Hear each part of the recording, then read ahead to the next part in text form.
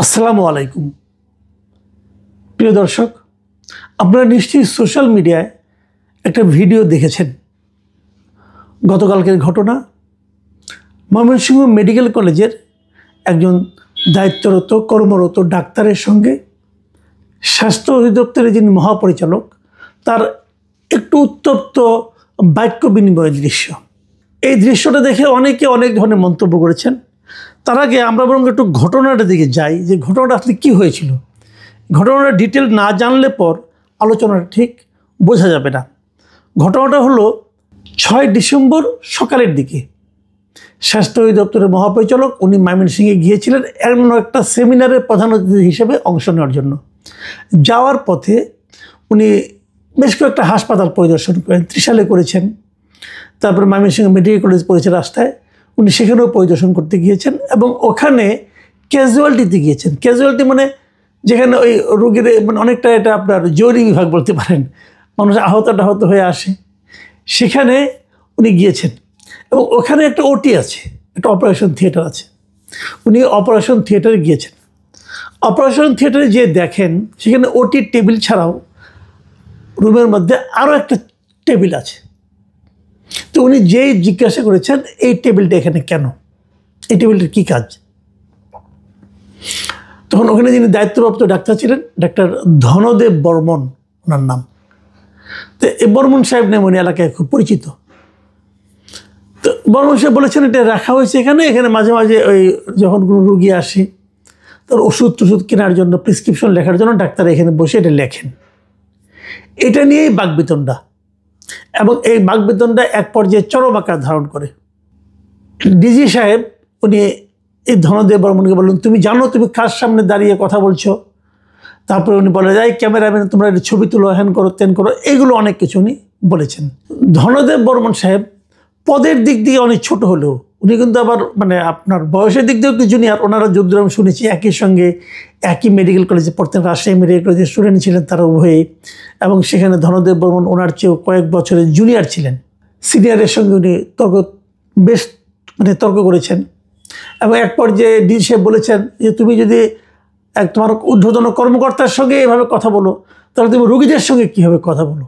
ধনদেব বর্মন জবাব দিয়েছেন, আমি রোগীদের সঙ্গে খুব ভালো ব্যবহার করি, কিন্তু যারা কর্তা ব্যক্তি তাদের সঙ্গে ভালো ব্যবহার করার দরকার পড়ে না।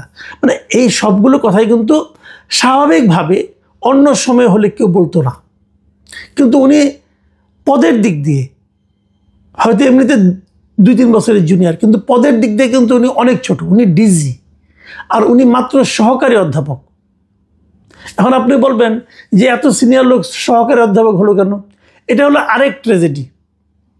মানে মেডিকেলের বাংলাদেশের স্বাস্থ্য বিভাগের এইটা একটা বিশাল ট্র্যাজেডি, যে ট্র্যাজেডি নিয়ে কেউ কখনো কথা বলে না, আর বললেও খুব জোরে কিছু শোনা যায় না। এই ট্র্যাজেডি নিয়ে আমি একটু করে আপনাদেরকে বলতেছি। তো এরকম আলোচনার এক পর্যায়ে ডিজি সাহেব চলে আসলেন এবং এক পর্যায়ে কিন্তু ধনদেব অনেক ডিজির বিরুদ্ধে অনেক অভিযোগ করলেন যে আপনি ঢাকায় একটা সেমিনারে আমরা গিয়েছিলাম, আপনার 2 দিন আসার কথা ছিল, আপনি তো সেখানে আসেন নাই, একদিনও আপনি আসেন নাই। তো এইগুলো বলার মাধ্যমে হয়তো ওনার ভুলগুলি উনি ধরিয়ে দিচ্ছিলেন যে আপনি যে আমার ভুল ধরতে বলেন নাই, ভাবখানে এরকম যে আপনি যে আমার ভুল ধরতে এসেছেন, আপনারও তো ভুল আছে। এগুলি এইভাবে আলোচনাটা কিন্তু তর্কাতর্কিটা চলেছে। তারপরে হাসপাতালের ডিরেক্টর এসেছেন, এসে ওনাদেরকে সরিয়ে নিয়েছেন, এগুলো করেছেন। এরপরে যেটা হলো যে পরের দিন জানা গেল যে ধনদেব বর্মনকে বরখাস্ত করা হয়েছে।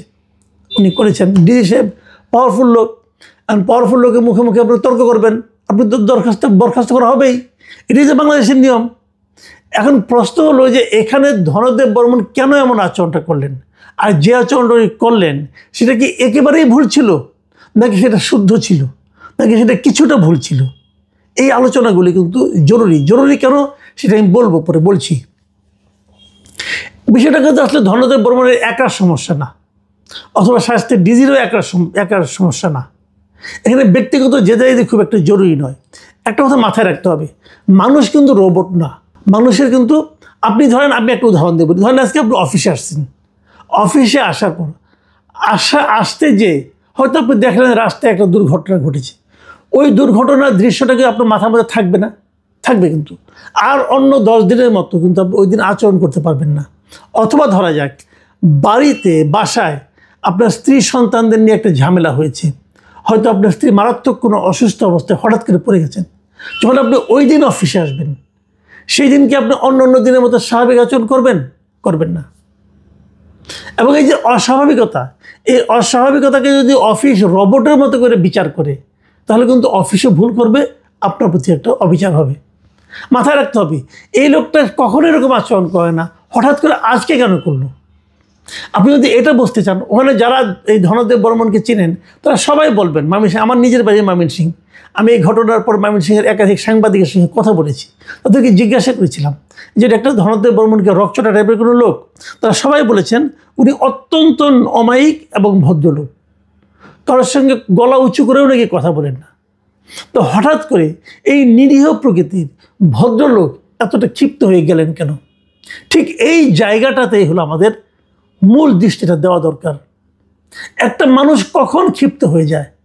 ভাবুন একটা কথা, যখন থেকে হাসিনার পতন ঘটলো, শেখ হাসিনার সরকারের পতন ঘটলো গত বছরের জুলাই আগস্টে, সে সময় দেখেছেন নিশ্চয়ই একদম গৃহবধূ, ছোট ছোট শিশু, তারা পর্যন্ত রাস্তায় নেমে এসেছিল।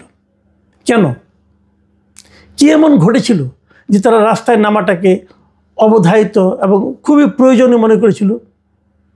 অথবা টোটাল সোসাইটিতে কি এমন অবস্থা তৈরি হয়েছিল যে তৈরি হওয়ার ফলে তারা না নেমে থাকতে পারেনি? ঠিক এখানেও একই রকম। আপনারা ধনদেব বর্মনের ইতিহাসটা একটু শুনেন, তাহলে আপনারা ব্যাপারটা বুঝতে পারবেন। ধনদেব বর্মন MBBS পাস করার পর অনেকদিন চাকরি করেছেন। চাকরি করার পর এই ক্লিনিক্যাল সাবজেক্টের যে সর্বোচ্চ ডিগ্রি মানে MS ডিগ্রিটি উনি অর্জন করেছেন 2013 সালে, মানে আজকে থেকে 12 বছর আগে। এই 12 বছরে তিনি মাত্র একটা প্রমোশন পেয়েছেন, সেটা কি মেডিকেল অফিসার থেকে সহকারী অধ্যাপক হয়েছেন। ওনার চাকরি আছে মাত্র কয়েক মাস। তার মানে উনি একটা মাত্র প্রমোশন নেই, এই মেডিকেল সায়েন্সের ওনার সাবজেক্টের সর্বোচ্চ, দেশের সর্বোচ্চ ডিগ্রিটা নেওয়ার পরও উনি কিন্তু এত বছরও কিছুই হতে পারেননি। কেন হতে পারেননি? আসলে এটা কেবল মেডিকেল সেক্টরেই সম্ভব। আপনি ইউনিভার্সিটি দেখেন, 10 বছর 15 বছর বয়সে কিন্তু পটাপট প্রমোশন পেয়ে অনেক উপরে যাচ্ছে, প্রফেসর হয়ে যাচ্ছে, অ্যাসোসিয়েট প্রফেসর হয়ে যাচ্ছে। কিন্তু ওনার চাকরি, পুরো চাকরি জীবন শেষ, এখন উনি সহকারী অধ্যাপক হতে পেরেছেন মাত্র। ওনার মধ্যে একটা ক্ষোভ কাজ করেছে, একটা পুঞ্জীভূত ক্ষোভ, এত বছরের ক্ষোভ। এটা কিন্তু ওনার ক্ষোভ না। আমি আপনাকে বলি, মেডিকেল সেক্টরটা এমন যে একজন লোক MBBS পাস করার পর ওনার যে এন্ট্রি পয়েন্ট মেডিকেল অফিসার, সেখানেই সারা জীবন চাকরি করে যান, একটা প্রমোশন পান না, নবম গ্রেডে বেতন পান। এমন ঘটনা কেবলমাত্র বাংলাদেশে এই স্বাস্থ্য খাতেই আছে, অন্য কোনো খাতে, ইঞ্জিনিয়ারিং খাতে অনেকটা এরকম আছে, আর কোনো খাতে নেই। অথচ ভাবেন তো একবার, আপনারা যখন স্কুলে পড়তেন, আমরা যখন স্কুলে পড়তাম, আমাদের ক্লাসের সবচেয়ে যে মেধাবী ছেলেটা, আমার মনে আছে, আমার সঙ্গে যে আমার বন্ধু যে ছিলেন, আমার সঙ্গে সহপাঠী ছিলেন SSCতে, যে সবচেয়ে ভালো রেজাল্ট করেছিলেন, উনি কিন্তু ডাক্তার হয়েছিলেন। এর কাজে সবচেয়ে যে মেডিকেলে সবচেয়ে যে মেধাবী স্টুডেন্ট, সে কিন্তু ডাক্তার হয় অথবা ইঞ্জিনিয়ার হয়। হওয়ার পর তারা MBBS পাস করে মেডিকেল অফিসার হয়, সরকারি চাকরি নেয়, আর কিন্তু কোনো প্রমোশন পায় না। প্রমোশন পেতে হলে তাকে কোনো না কোনো দলের সঙ্গে সংযুক্ত থাকতে হয়। আমি অনেক মেডিকেল অফিসারকে দেখেছি। আমি একসময় স্বাস্থ্য নিয়ে কাজ করতাম, স্বাস্থ্য বিটের রিপোর্টার ছিলাম আমি দীর্ঘদিন। আমি দেখেছি যে স্বাস্থ্য অধিদপ্তরে কেরানিদের সামনে যে মেডিকেল অফিসাররা দাঁড়িয়ে থাকেন ছোট্ট একটা কাজের জন্য, তার দিকে কেরানিরা মাথা তুলেও তাকান না। ডাক্তারদের এইরকম অপমান দেখি আমি নিজে যখন মনে মনে বলেছিলাম যে ভাগ্যিস আমি ভালো ছাত্র হইনি, বলতে আমাকেও এখানে এসে ডাক্তার হয়ে দাঁড়িয়ে থাকতে হতো। আমার কাছে মনে হয়েছিল ভাই। তো এই হলো মেডিকেল সায়েন্সের বাস্তবতা।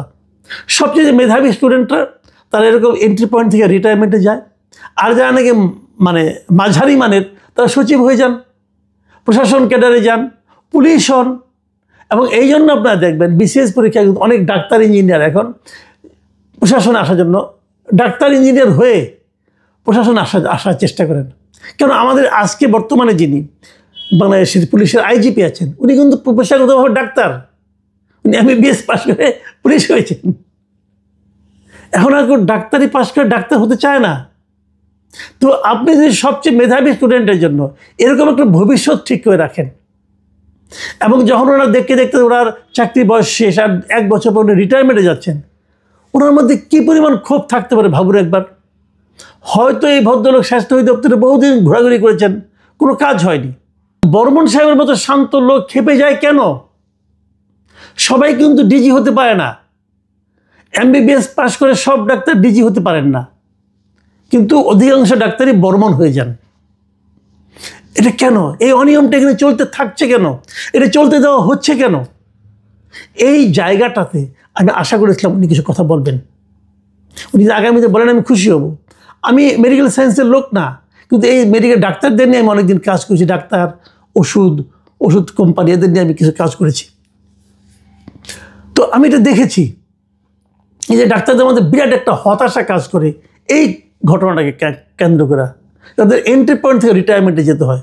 তাহলে এখানে নিয়মটা হচ্ছে না কেন? অনেকে বলবেন যে যদি পদ না থাকে খালি কীভাবে হবে? তো পুলিশে কীভাবে হয়? আপনারা কেন সুপার নিউমারি পদ ক্রিয়েট করেন না? পদ নয় কিন্তু প্রমোশন দিয়ে দিচ্ছেন। যদি কখনো পদ না হলে আর কী করবে? তার তো প্রমোশন আটকে থাকবে না। তারা এত বছর চাকরি করেছে, সাফল্যের সঙ্গে করেছে, পদ কয়টা আছে না আছে তার উপর ডিপেন্ড করে না, তারা থেকে প্রমোশন দিয়েছে। তো এটা এখানে করেন না কেন? এই নিয়মটা একমাত্র আমার হয় ডাক্তারদের ক্ষেত্রেই নাই। আপনাদেরকে সুপার নিউমারি একটা প্রমোশন দিয়ে দিতে পারেন, যে ওনার তো এত বছর চাকরি হলো, তাই বলে একজন লোককে আপনি এন্ট্রি পয়েন্ট থেকে বিদায় করে দেবেন? তাও কি সমাজের সবচেয়ে মেধাবী লোকটাকে? এটা করেন বলেই ডাক্তাররা কিন্তু ওই যে অর্থের দিকে ঝুঁকে পড়ে, যে প্রমোশন তো পেলাম না, সম্মান তো পেলাম না, ঠিক আছে অর্থ কামাই করি। এগুলো কিন্তু একটার সঙ্গে একটা রিলেটেড কিন্তু ভাই, কোনো কিছু বিচ্ছিন্ন না। এই সমাজের কাছে তাদের কী প্রত্যাশা ছিল? যখন দেখলো যে এই রাষ্ট্র, এই সরকার, এই বিধিনিষেধ তাকে উপরে উঠতে দিচ্ছে না, তখন সে কী করবে? তখন সে একদিকে মনোযোগী হয়। অথচ লোকটা মেধাবী, তার তো সোসাইটিকে আরও অনেক কিছু দেওয়ার ছিল। এই জায়গাগুলোকে টাচ করতে হবে। আমি ডিজি সাহেবের সম্পর্কে একটা কথা বলি। দেখেন ওনার যে অধ্যত্ত উনি দেখেছে, উনি তো একসময় সবসময় ডিজি ছিলেন না। ওনার দাড়ি পেকেছে, অনেক বয়স, মাথায় টুপি পরেন, দেখতে নুরানি টাইপের লোক। তো এই নুরানি ভদ্রলোক উনি তো সারা জীবনে ডিজি ছিলেন না। উনি কি দেখেন নাই? উনি প্রফেসর ছিলেন, উনি কি দেখেন? উনি তো একজন সার্জন ছিলেন, উনি কি দেখেন নাই প্রশাসনের লোকজনদের কি দাপট, অন্যায় দাপট? তো সেই দাপট উনি কেন প্রয়োগ করতে যাচ্ছিলেন? ওনারই একজন সহকর্মী, ওনার তো বোঝা উচিত ছিল যে বর্মনকে তো আমি চিনি, তার তো এরকম করার কথা না, তাহলে কেন করছে? তার মধ্যে ক্ষোভ ছিল। যে কথা বর্মন বলেছিলেন, কিন্তু স্যার আমাকে সাসপেন্ড করেন, আমি আর চাকরি করতে চাই না। মানে কতটা হতাশ হয়ে গেলে একজন মানুষ এরকম বলতে থাকে। আমি এর মধ্যে দেখলাম আবার আরেকটা গ্রুপ মাঠে নেমেছে, তারা বলা বলি করার চেষ্টা করছে, ও তো হিন্দু এই জন্য ওকে করা হচ্ছে, উনি তো জামাত করে। আরে ভাই, টুপি অথবা মাথার মধ্যে টুপি থাকলে এবং মুখে দাঁড়িয়ে থাকলে জামাত হয়ে গেল? এত অতি সরলীকৃত সিদ্ধান্তে আসেন কেন আপনারা? আর যদি কেউ জামাত করেছে তার ব্যাপার, এটা এটা রাজনৈতিক বিশ্বাসের ব্যাপার, এর সঙ্গে এটা মেলাচ্ছেন কেন? যদি হিন্দুই হতো তাহলে গত আমলেও তো বর্মন সাহেব কোনো প্রমোশন পান নাই, সেটাকে আপনারা কী বলবেন? কাজে এভাবে বলবেন না। সব কিছুকে এত সরল করে আপনারা কিন্তু সমাধান করার চেষ্টা করেন না, মানুষের ভেতরটা বোঝার চেষ্টা করেন, ভাবার চেষ্টা করেন। একটা লোক অতি শান্ত সাদাসিধা একজন লোক কেন উত্তপ্ত কথা বলে, বোঝার চেষ্টা করেন। আর ডিজি সাহেব উনি যখন ছিলেন, উনি কি জানতেন না যে এরকম ওটিতে একটা চেয়ার টেবিল থাকে অনেকের সময়, তারা ওইখানে চট করে বলে এই ওষুধটা নিয়ে আসো, ওষুধকে তারা হাতের উপরে লিখবে? আর এর জন্য উত্তেজিত হওয়ার কী আছে? ওনার আমলে হাসপাতালগুলি কী অবস্থা উনি জানেন না? জানেন তো। কিন্তু সব কিছু কি উনি একদম ইংল্যান্ড আমেরিকার মতো পাবেন? আপনি ধমক দিবেনই প্যাকেট এত লোকের সামনে। আপনি যাদের সামনে তাকে ধমক দিচ্ছেন, ওখানে তো তার অনেক জুনিয়র টুনিয়র ছিল না? তারও তো একটা আত্মসম্মান আছে। আপনি বড় হয়েছেন বলে তাই করবেন? আবার তাকে ছবি তুলতে বলেছেন, ছবি তুলে বলেছেন, কেন বলবেন? এটা তো আপনি বলার একটির মধ্যে পড়ে না, ছবি তুলতে হবে কেন? এটা তো এক ধরনের মাস্তানি হয়ে গেল। তো আমি আশা করব যে আমাদের সমাজের মানুষের মধ্যে এই যে হতাশা, এই যে নিজের পেশা নিয়ে হতাশা, নিজের শিক্ষা নিয়ে হতাশা, এটা যেন কমে যায়, এর ব্যবস্থা করেন। এটা রাষ্ট্রের দায়িত্ব। আমার পাশাপাশি আশা করব যিনি বড় দায়িত্বে থাকবেন তিনি যেন বিনয়ী হন, তিনি যেন মানুষকে মানুষ হিসেবে বিচার করতে শিখেন। আমরা কোনো এখানে ভিলেন খুঁজব না, আমরা এখানে কোনো হিরো খুঁজব না। অন্য সময় হলে কী হতো, ওরকম ডিজি যখন এসে মেডিকেল অফিসে বলতো বুঝতেছে ডিজি ভুল করতেছে, তাও সে চুপ করে থাকতো, মাথা নিচু করে থাকতো, ইয়েস স্যার বলতো। কিন্তু এই বর্মন সাহেব কিন্তু প্রতিবাদ করেছেন। এই জন্য মেরুদণ্ডটা এটা আমি গুরুত্বপূর্ণ মনে করি। হয়তো বর্মন সাহেবের চাকরি বড় একটা ক্ষতি হয়ে যাবে, আমি জানি না কী হবে, হয়তো একটা বড় ক্ষতি হতেও পারে, কিন্তু উনি কিন্তু একটা জিনিস বুঝিয়ে দিয়েছেন যে আমার সামনে, আপনার সামনে যেই কথা বলুক না কেন, যদি উনি আপনাকে অপমান করে কথা বলে, যদি আপনার কাছে সে, আপনার প্রতি সে ভালো আচরণ না করে, তাহলে আপনার প্রতিবাদ করার অধিকার আছে। এটা যেমন ডিজির সামনে অ্যাসিস্ট্যান্ট প্রফেসরের আছে, এটা সেরকম প্রাইম মিনিস্টারের সামনেও একটা কৃষকেরও আছে। আমরা এগুলো যেন ভুলে না যাই, এবং কেবল না ভোলা না, আমরা যেন প্র্যাকটিস করতে শিখি, এটাও আমার কামনা। প্রিয় দর্শক, এখন এ পর্যন্তই। আল্লাহ হাফিজ।